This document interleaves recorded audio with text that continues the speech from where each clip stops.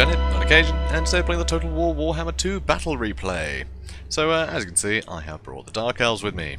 So this should be a fun one. I mean, actually against the Dark Elves, a nice mirror match. Again, which is kind of novel. But then, I guess that happens when there's only 4 factions, right? So, as you can see, you got a front line of just bleak swords, just basic infantry with shields, though, which is important. I think they're already silver, though. Oh no, they are silver. Sorry, I meant they're already bronze. But no, they're silver, which is great. So that's 55% melee defense. Missile defense. There we go. I'm getting there. I'm getting into the rhythm. So, yeah, so front line of bleak swords. That's going to be useful for soaking up dark shard fire, which is good. And, you know, they'll be able to fight dread spears, and, well, they'll be even against bleak swords, won't it? In the back, I have a load of dark shards with shields. Again, I want to outdo their dark shards, because I know they're going to bring some. Also, on the sides, I have some dread spears, just to counter their cavalry. And I also have some Dark Riders, repeater crossbows. I've got one on either side.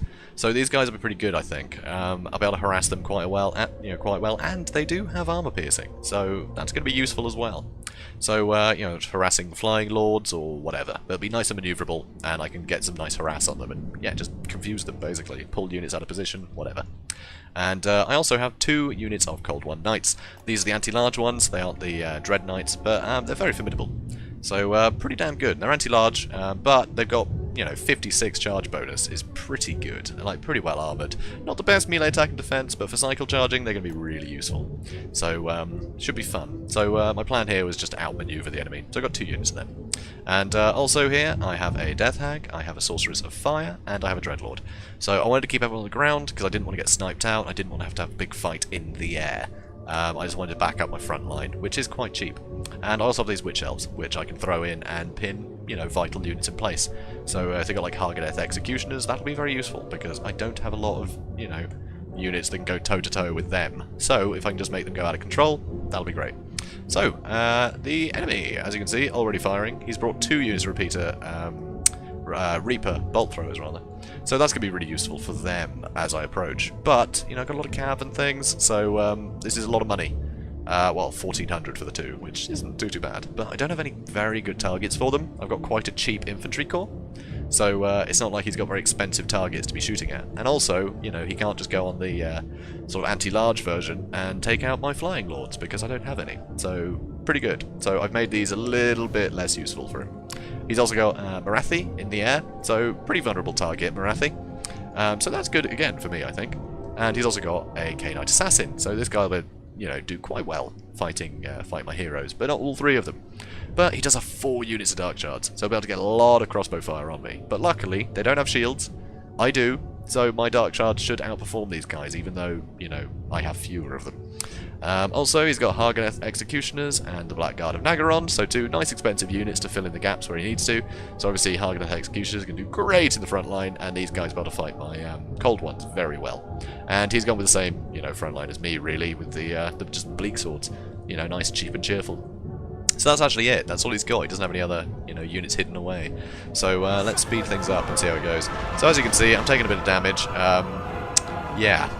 Yeah, bit of a mess, actually, my front line at the moment. That hurts.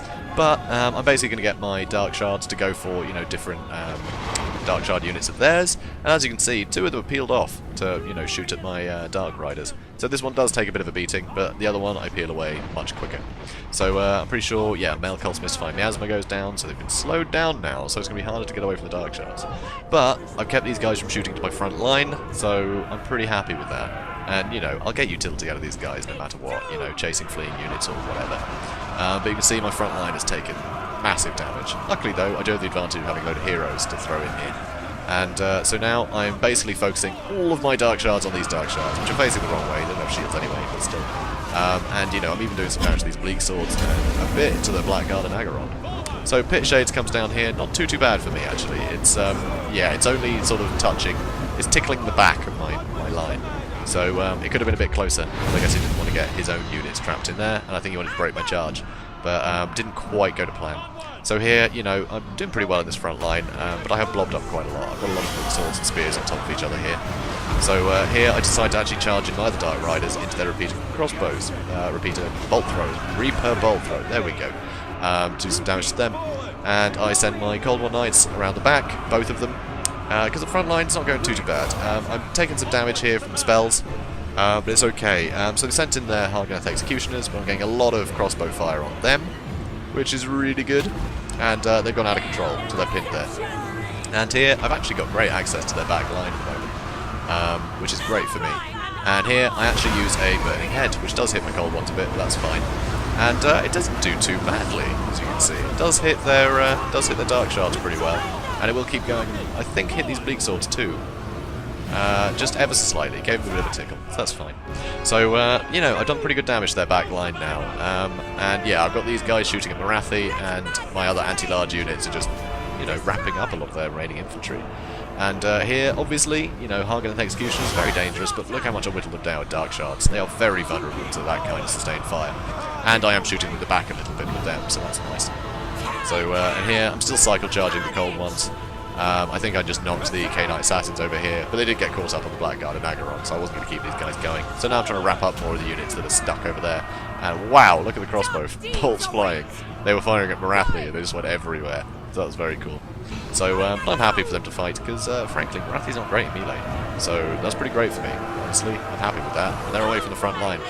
So now, I've got basically just like, you know, normal sort of frontline fighters. They've just got big anti-large. I've got no large units here for them to deal with. All my large units are running around wrapping up the enemy. So now I can just basically shoot him with the Dark Shards and whittle away at him. Over here, pretty sure the Harganeth Executioners, only 23 left, 22. They're still fighting, amazingly. And I've got 3 units in there, which is pretty crazy. And I notice he does get some guys coming back, so I'm going to start shooting at them too. I just want to whittle away at everything I can. Them too, yeah. So I'm just making sure we can't make a comeback by bringing guys back in. But as you can see, I've just got so much cavalry left. So I was about to use a piercing bolt just for good measure there. It would have hurt my guys a lot more than his, but I thought, you know, when in Rome. So yeah, so that's pretty fun. That was a good one. That, I think, is probably as good as I could have expected to go, to be honest. Because yeah, I think, you know, their Dark Shards not having shields was a bit iffy. Like, yeah, they could have done a lot of damage to, you know, units of mine that were coming in, but I was able to focus them down so quickly with my own Dark Shards.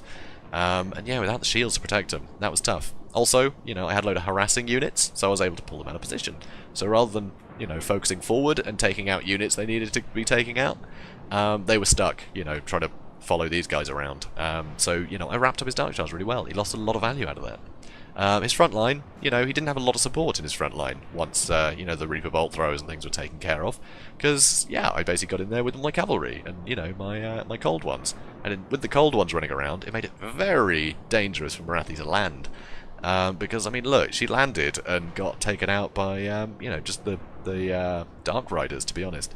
So, yeah, she's pretty squishy in melee. Got to be very careful with her. So, yeah, it made it very difficult for her. But yeah, so it's pretty fun. Also, the K-Knight Assassin didn't really get involved. He could have got involved more in that fight, and I think he could have held the front line a little bit longer. The Blackguard and Agaron, he should have probably just put behind his Reaper Bolt throwers, honestly. Just make sure that I could never touch him, you know, with my cavalry. And if I did, I would have taken huge damage. Obviously, I could have focused him down with my Dark Shards and things, but, you know, you kind of want to keep those Reaper Bolt throwers safe, because they can actually do a fair bit of damage. If he had these firing at the Dark Shards the whole time, he could have whittled them down. So yeah, Harganeth Executioners, they got stuck on one flank, and they got pinned in place by the Witch Elves, which he couldn't really do anything about, because the Witch Elves much quicker, and I would have thrown them at, you know, wherever he put the Executioners. So I had some pretty good counters to him. That's the thing, like, if you're doing a mirror match, I think you need to bring variety. I think that's the way to do it. That way, whatever kind of tricks they bring, you've got something to counter it, and you can slowly pick apart the army. Because yeah, I think just having skirmishing units and cavalry and things, that just helped a lot. And I was worried he'd do something similar, which is why I brought the anti-large. I brought a lot of anti-large there. So that's what I was going for. And a lot of armor piercing, to be honest. So it's pretty useful, as you saw. So guys, if you enjoyed this, please do comment, like, and subscribe. And obviously say, you know, got to say thank you to Lowcag Dagcracker. Lowcag Dagcracker. See, this is why I wasn't going to credit him. But thanks, it was a good match, and hopefully I'll see you on ladder again soon. So guys, if you like this, please do comment, like, and subscribe, and I will see you in the next one. Have a good day, guys.